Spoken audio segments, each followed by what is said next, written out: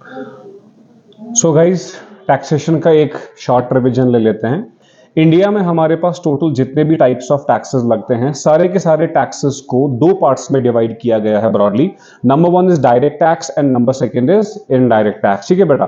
तो what is direct tax? Direct tax हम उस टैक्स को कहते हैं जिस टैक्स का बर्डन हम किसी और पे ट्रांसफर नहीं कर सकते हैं।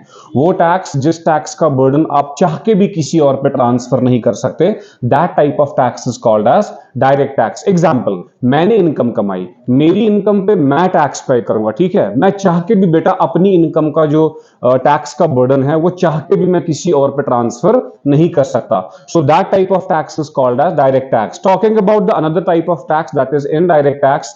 इनडायरेक्ट टैक्स हम किस टैक्स को कहते हैं? Indirect tax is that type of tax the burden of which can be transferred from one person to another person. वो टैक्स जिस टैक्स का बर्डन आप किसी और पे ट्रांसफर या शिफ्ट कर सकते हैं, that type of tax is called as indirect tax. Example, GST ले लो बेटा आप, कस्टम ड्यूटी ले लो आप बेटा। ठीक है, तो जीएसटी में कैसे होता है? जीएसटी जो है वो मैन्युफैक्चरर पे करता है आगे गवर्नमेंट को, बट जाता है वो एट द एंड कस्टमर की जेब से। तो मैन्युफैक्चरर ने बेटा सुपर स्टॉकिस्ट पे बर्डन ट्रांसफर किया, सुपर स्टॉकिस्ट ने आगे होलसेलर पे, होलसेलर ने आगे रिटेलर पे, और रिटेलर ने आगे बेटा किस पे शिफ्ट कर दिया?